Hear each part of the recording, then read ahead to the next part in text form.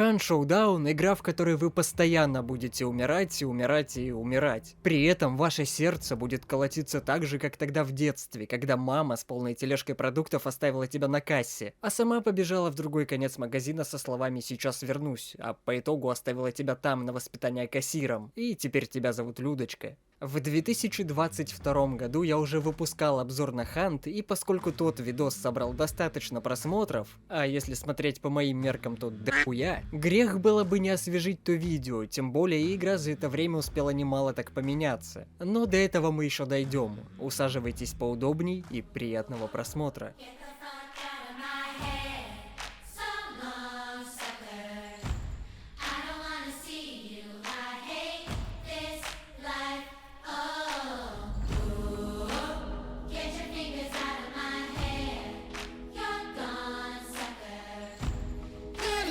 Killing me 'cause I'm already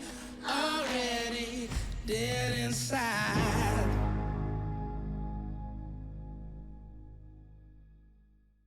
Для тех, кто не знаком с этой игрой, давайте я вкратце расскажу, что она из себя представляет. Hunt Showdown — это экстракшн-шутер в сеттинге США конца 19 века. В основном режиме игры мы в одиночку или в команде до 3 человек выдвигаемся в рейд, чтобы выследить одного или двух монстров, убить хотя бы одного из них и собрать с него трофей, который надо вынести на одной из точек эвакуации.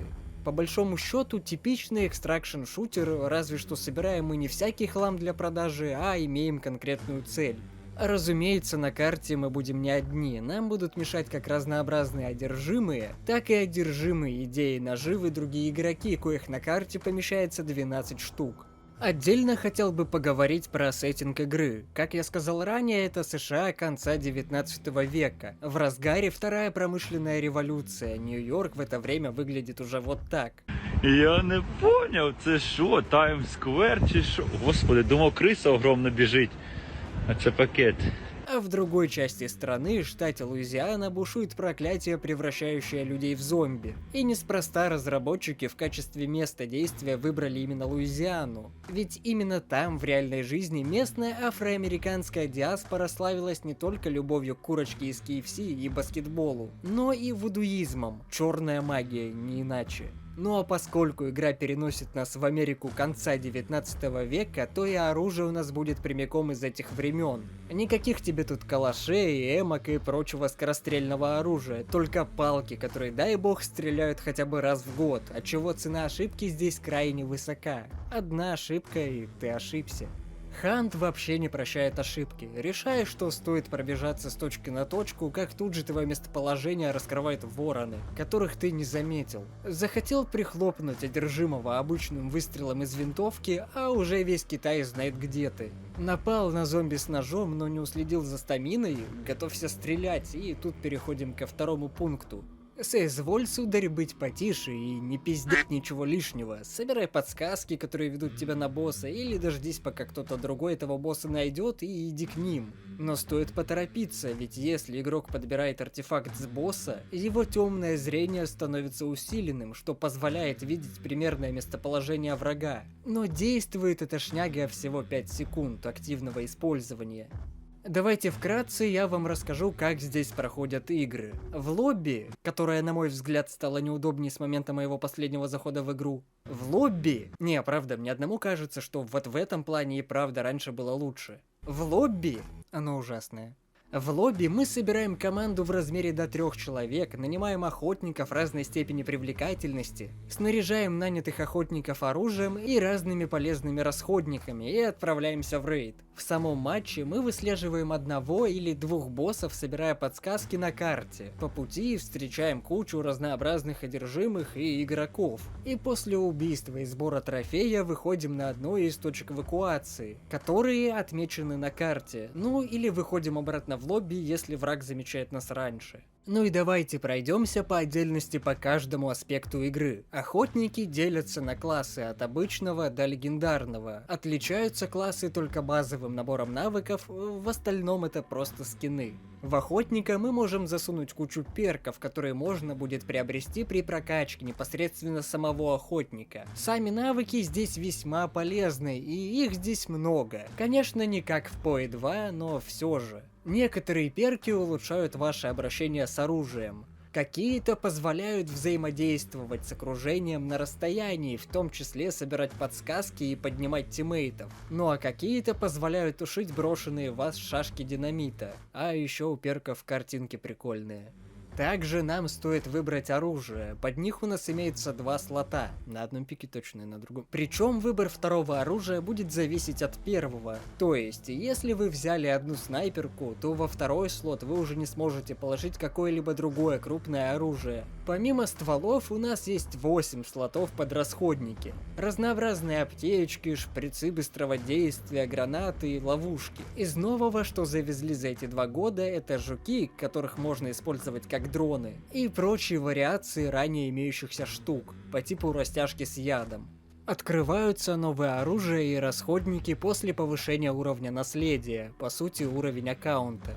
В матче нам, если вы вдруг, не поняли, нужно выследить и убить босса. Сейчас их в игре 4 штуки, и на самом деле прогресс такой себе.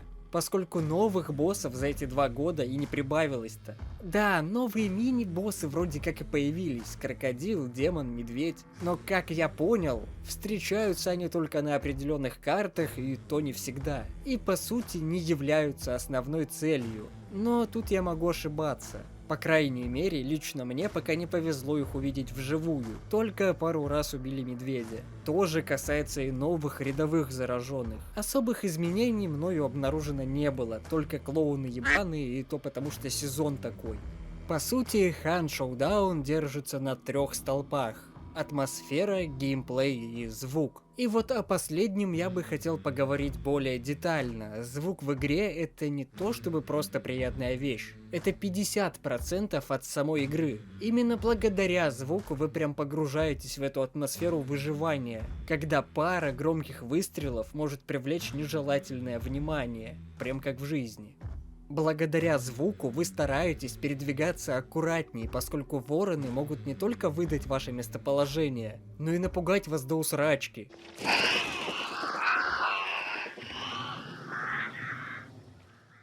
Должен отметить, что и название игры полностью себя оправдывает. Хант — охота. Ты буквально охотишься, и нет, не на монстра, а на игроков. Да, твоя основная цель — это босс, которого надо выследить. Но как только ты слышишь выстрел, ты тут же пытаешься понять, как далеко стреляли, сколько там человек, и тут ты берешь след. Пару метких выстрелов и иди собирай трофей. Или вот другая ситуация, ты уже нашел босса, монстр повержен, и ты знаешь, что зверь, человек, сейчас сам придет к тебе. Ты выставляешь ловушки по периметру, предугадывая, с какой стороны он придет. Ты занимаешь лучшую позицию для выстрела, и теперь тебе остается только ждать и слушать. Он. Сейчас в ловушку мою попадет.